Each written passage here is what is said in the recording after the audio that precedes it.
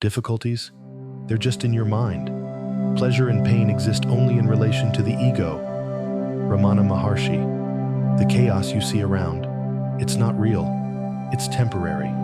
It comes and goes. But your core, that's God. Consciousness. Absolute reality, Brahman. That's where true peace resides.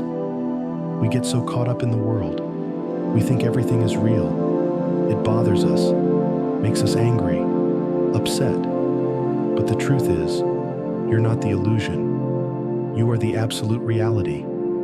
You are consciousness. You are the self. Know who you are and wake up. Awaken and be free. Don't cling to what your body is experiencing. Keep your mind above it. Head in the clouds, feet on the ground. Here's a secret. There are no problems. There never were problems, there aren't any today, and there never will be. Problems mean the world isn't spinning the way you want. But in reality, there are no problems. Everything is unfolding as it should. Everything is just right. Forget yourself and expand your consciousness until you become the entire universe. The reality behind the universe is pure consciousness. It has no problems, and you are that.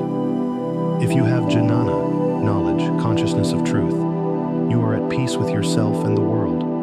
All the happiness, all the joy, all the peace, all the love that exists are names for jnana. So as you awaken, you discover that everything is okay, wherever you are. All the solutions, all the wisdom, all the happiness and bliss you've been seeking are within you. Dive into the center of your heart. Sit in silence.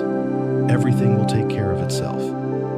The secret to peace of mind is not identifying with anything other than your true self. And then, problems do not exist. Robert Adams. If you identify with the body, you see the world around you. But if you identify with the divine essence, everything will also be divine. Ramana Maharshi. Stop identifying with your body and mind. Don't think you are so important that you have to overcome a problem. That's what you do when you think you have a problem to overcome. It makes you feel important. I have to solve this problem. I have to overcome this situation. As if I were someone important. I does not exist. If I does not exist, neither does your problem. Your problem exists because you believe in your I. When you realize that I does not exist, everything disappears. That's what I mean when I say to you, there are no problems. There never were problems, and there never will be problems. But as soon as you start thinking, problems arise. Don't try to change anything. Be yourself. Work on yourself. Start seeing things in a new light. See your situation differently. There are no bad things. There are no good things. But thought makes them so. Stop thinking in extremes, good and bad, right and wrong. Instead, look at yourself. Stay centered. See yourself as a divine being, an infinite being, completely free. Always remember deep in your heart that everything is okay and that everything is unfolding as it should. There are no mistakes anywhere. What seems to be wrong is just your own false imagination. That's all. We live in a universe of Brahman, of absolute reality, where there is perfection, perfect life, perfect ecstasy, perfect being. That perfection knows nothing about right and wrong, good and bad, happy and sad. It knows only itself as perfection, and you are that. The place where you are right now is the right place. This is the beginning. Stop wanting to be someone different. Stop wanting to change your life. You are in the right place now, exactly as you are. The wise person doesn't seek to change anything. Only reality exists, and you are it. Only consciousness exists, and you are it. Only love exists, and you are it. If you just realized who you are, you would be the happiest person who ever existed. And I'm talking about complete happiness, unchanging happiness. Does something like that exist? Yes, it does. Immutable peace, immutable love. But you chose to identify with Maya, the illusion, with unreality. And that's why you think you suffer. You believe your life isn't what it should be. You compare yourself to others. You want to make changes. As you know by now, when you make these changes, they last a short time, and then you go back to what you were before. For most people, to be happy, there must be a person, place, or thing involved in their happiness. In true happiness, there are no things involved. It's a natural state. You will remain in that state forever. There is always happiness. There is always peace. There is always love. It's not something you need to acquire. It's your true nature. The truth is, you can never suffer. There's nothing in this universe that can make you suffer. If you're suffering, it's your mind telling you things about someone, or something, or some place, or some disease, and that's why you suffer. You've allowed yourself to think. You're believing your thoughts. Your thoughts control you completely, absolutely. The secret is to quiet the mind. Your true nature is self-realization. When the mind is quiet, you just return to your real nature, to what you always were. Really, the only thing you need to do is quiet your mind. It's only in silence that the supreme truth comes to you. When the mind is subdued, there is only eternal peace. Whenever you think, you stop reality from flowing. Whenever your mind is quiet, calm, tranquil like a still lake, you reflect your own divinity, and you become pure, happy, and all your problems disappear. When your mind is quiet, you find happiness. Your job is to relax, be calm, be at peace. Spend more time diving within yourself, observing, witnessing.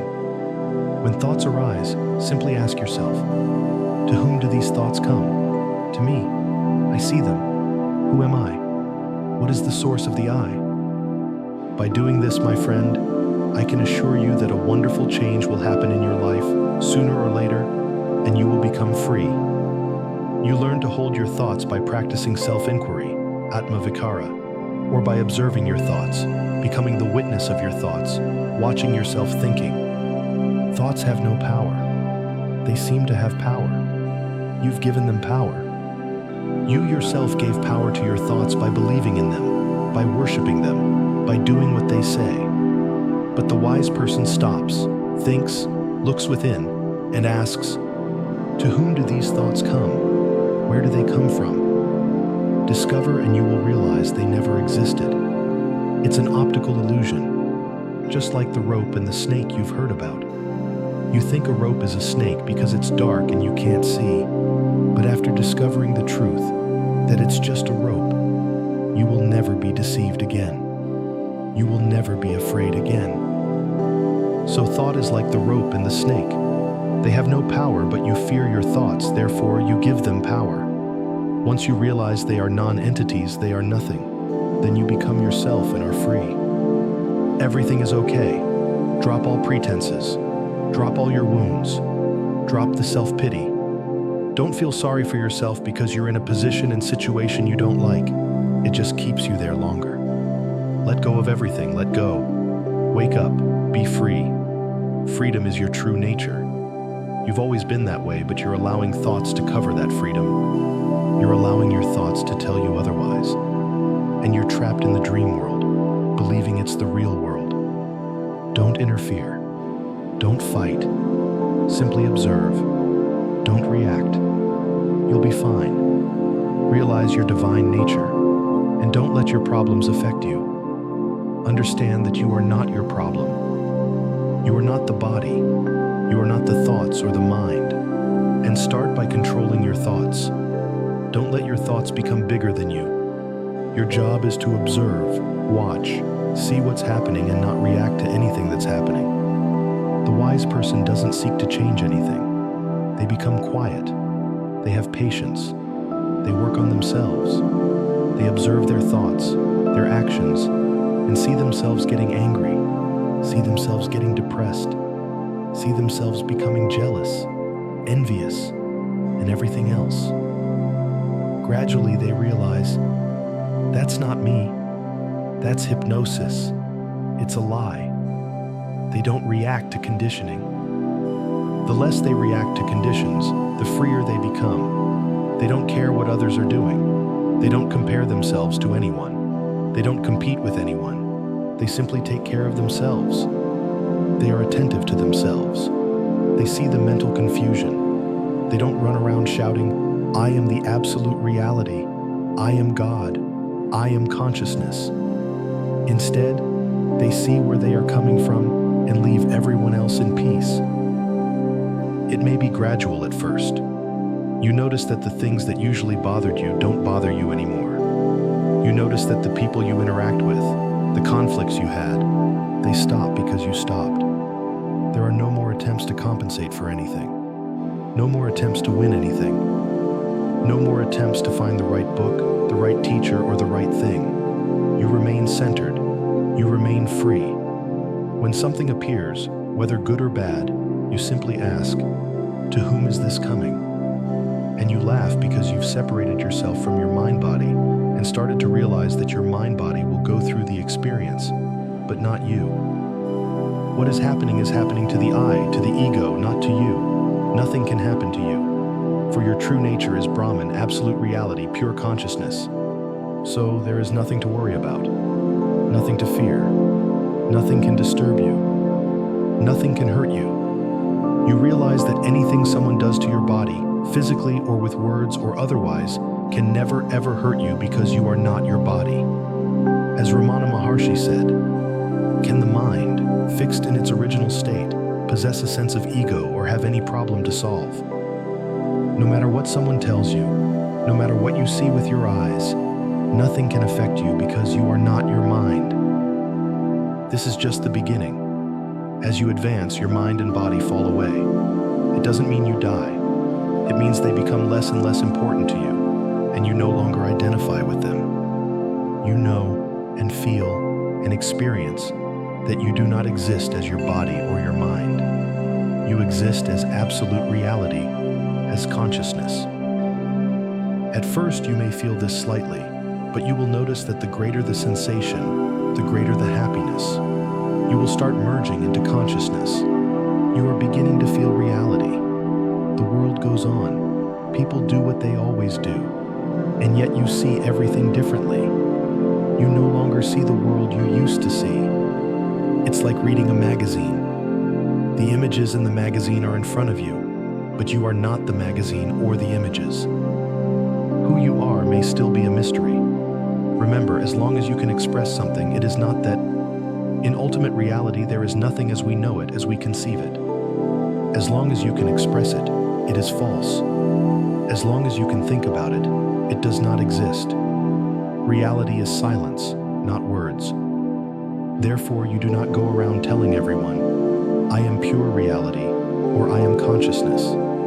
You remain silent. By their fruits, you will know them. You become a light in a world of darkness. People automatically surround you and feel good around you. You found peace. It was always you. In truth, you didn't find anything.